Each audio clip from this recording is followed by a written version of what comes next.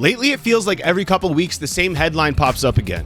Another game studio just laid off developers. One week it's EA, the next week it's Microsoft, then Sony, then some other big studio you didn't even realize was working on a huge project. And every single time it happens, the internet goes crazy and people are angry and people are worried. And suddenly everyone has a take about what's going on.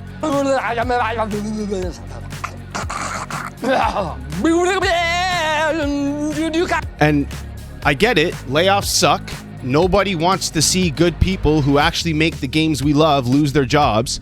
And a lot of these developers pour years of their lives into these projects. So when you see them suddenly out of work, it hurts to witness.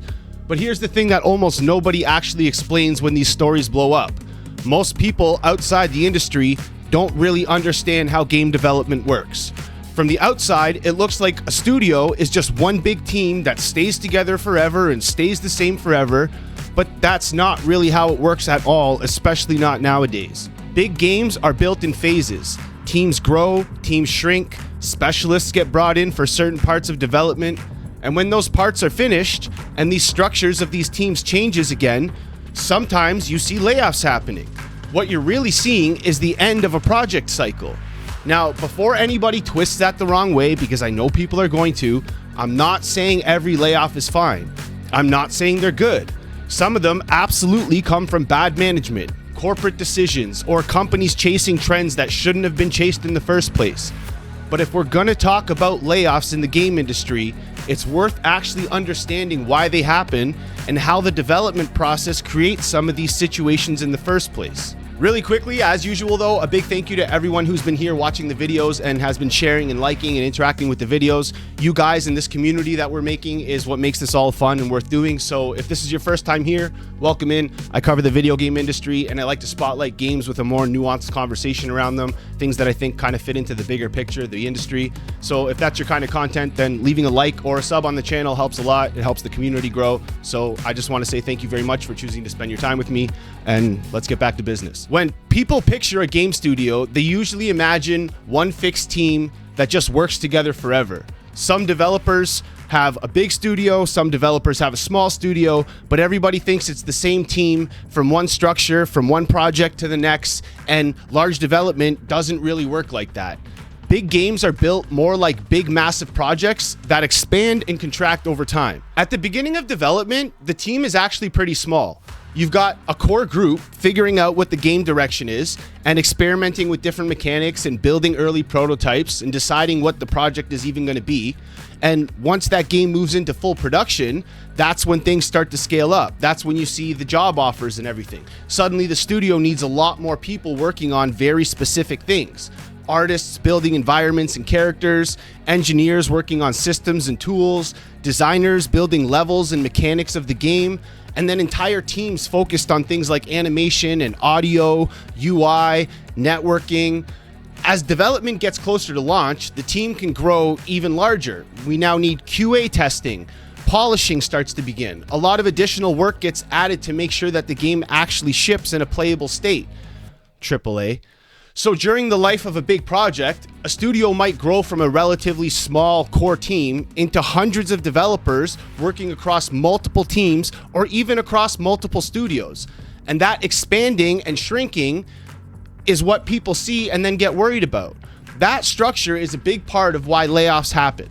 Once a game reaches the end of development, the studio moves on to a very different phase. The game is built, the systems are in place, and the focus now has to shift from creating the game to maintaining the game. That kind of work usually requires a much smaller team than what was needed to build the final project in the first place. A lot of the roles that grow during development simply aren't needed in the same numbers anymore. QA teams that were testing the game every day before launch are going to shrink significantly. Animation teams that spent years building cutscenes and character movement have already now finished their work. Environmental artists who are building huge parts of the world might not have areas left to create anymore. And another thing people don't realize is that the studios frequently hire specialists for very kinds of specific work. When you see a job posting for a game, they say, we're looking for someone who has experience in A, B, C, and make sure that they know how to do this specific thing well. So if a studio is building a large first-person shooter, they're going to bring in a developer who specializes in things like gunplay systems, multiplayer networking, likely a competitive map or good map design for first-person games. But if the studio's next project is something completely different, like a third-person adventure game, let's say, then those specialists might not be needed in the same way. Keeping every specialist from the previous project doesn't always make sense for the game studio depending on what they're planning next. So when the development winds down, the size and structure of the team often changes. Sometimes developers move studios to a next project. Sometimes contracts end. And sometimes people just get laid off. And that's one of the reasons layoffs can appear in the news, even around games that were actually successful. One of the reasons this topic gets confusing is because layoffs can happen even around games that performed well. Look at Battlefield 6. A good example of this, I think, if any. Battlefield games are massive productions. They aren't built by just one small team sitting in a single studio. Multiple EA studios often working on the same project at the same time. Artists, engineers, designers, support studios, testing teams, they all get pulled into this big process of creating this game, and they're all from different regions and different places, different studios across the map. During heavy production, those teams can grow pretty large too. You've got people building maps and tuning weapons, working on multiplayer systems, building destruction mechanics, testing servers, just all kinds of teams doing all kinds of things across all kinds of spaces in the game. And those all go into a huge online shooter. But once that game launches, the situation changes. That core team that maintains the game usually ends up being much smaller than the full team that had to be in development to build it. We don't need all these hundreds of people anymore because the game is out and released now, and the next project may not call for A, people with those exact specific same kinds of talents, or B, even a studio or a team that large. That's when you start to see studios reshuffle people, and some developers move to the next Battlefield project, others to completely different games inside the same company, and in some cases, roles disappear because the work that required them is finished, and layoffs happen. So when layoffs show up in headlines around a project like that, like Battlefield 6, people understandably assume the worst. But sometimes what you're actually just seeing is the result of a massive project winding down and a studio reorganizing for whatever comes next. And I'm going to interlude myself right here because it's making me sound like I'm some kind of industry plant that's just defending the big studios and the bad decision making. If the core of AAA wasn't broken in the first place, then we wouldn't need giant teams in the first place because the budgets wouldn't be so high. And it's the very core of what AAA is right now that creates all these problems. And if the people running these studios that owned these big companies actually did things right, then yes, we wouldn't see 90% of these problems. But what I'm saying is the AAA model is already built and it's nothing we can do to really change it right now. So what's happening right now is what's going to keep happening. And there's nothing we're going to be able to do to make that not happen. You're seeing more AA games come out. You're seeing more teams leave big studios and create their own little indie teams. So for people that just want safety like that, that's what they're going to do. But at the end of the day, the model of the video game industry is the model of the video game industry. And layoffs are going to happen and they're going to continue to happen. And asking a studio to be like, no, don't make money, or no, don't take your giant pay cut, or no, don't take your giant bonus so that these people can all keep their games is what should happen and what I would like to see happen and what could happen, but it's not going to. So if we're being realistic, we have to understand and at least be a little bit more nuanced in the conversation of it's a little bit more than just AAA studio lays off people. It's bad. Like, yes, it's bad, but can we please understand at least a little bit more why it's happening, whether those reasons be good or bad? And that brings us to another reason why I feel layoffs are so constant in the industry right now. The industry went through a massive expansion during the pandemic years, because people were stuck at home. Gaming exploded in popularity. So because that happening, companies started hiring very aggressively and teams got way bigger and studios grew way too quick and projects got greenlit that should have never been greenlit.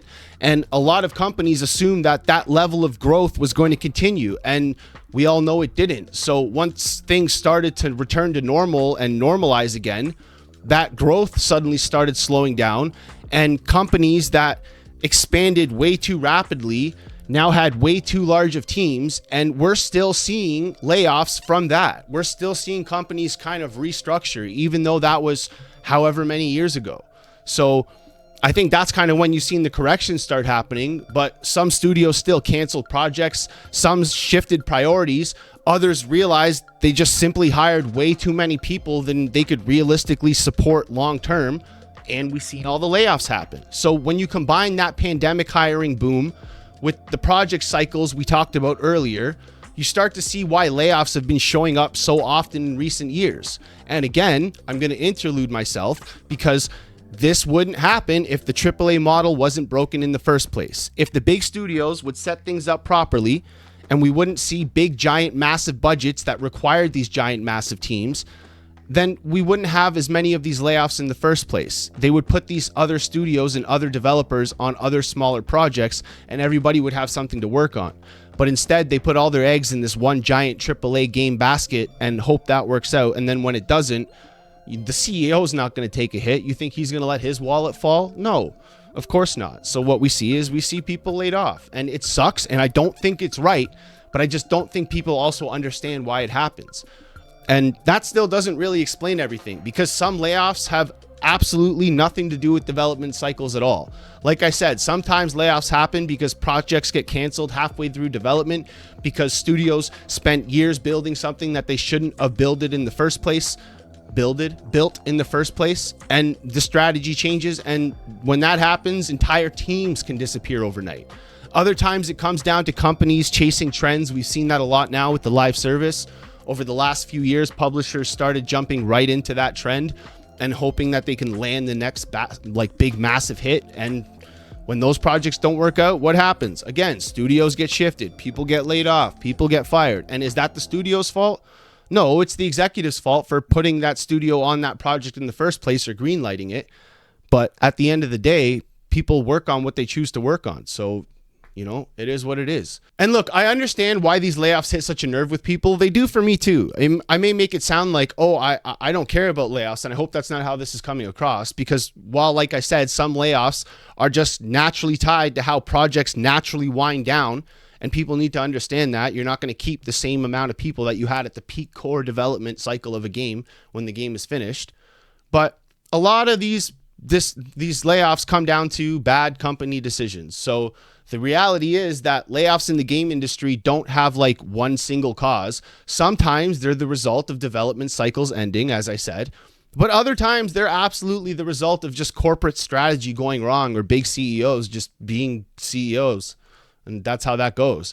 And both of those things, like I said, can be happening at the exact same time. So once you understand a little bit more how the development works, you start noticing one other pattern too. A lot of the biggest decisions about these studios aren't being made by the developers building the games, right? They're being made by executives looking at growth charts and shareholder expectations. And that's when everything starts to go wrong. Studios get pushed to grow too fast. Huge teams get hired before projects are even fully figured out. Publishers start chasing whatever trend looks like easy money. And suddenly studios that were great at one type of game start getting told to do something else. Bluepoint got greenlit to do a live service game, and whether that was Bluepoint's idea in the first place or not, Sony should have just said, no, you make good remakes and remasters. That's what you're going to do. So when those bets don't work out, the correction starts, right? Projects get canceled, teams get cut, and then developers who spent years building the game are the ones who pay the price. And that's the part that drives people crazy, because when things go well, the executives take credit.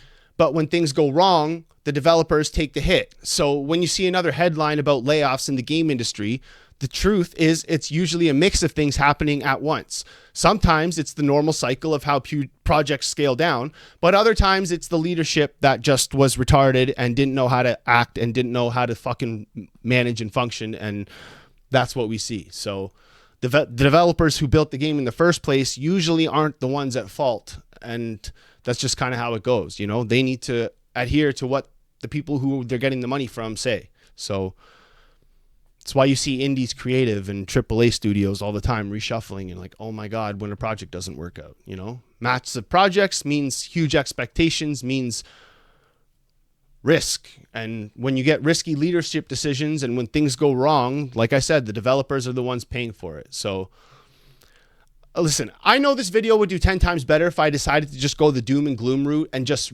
rage bait and just be like, it's always the CEOs and this company's at fault. And you know what? Most of the time it is. I just wanted to be a little bit more nuanced about it and say that I am also outraged about all the layoffs.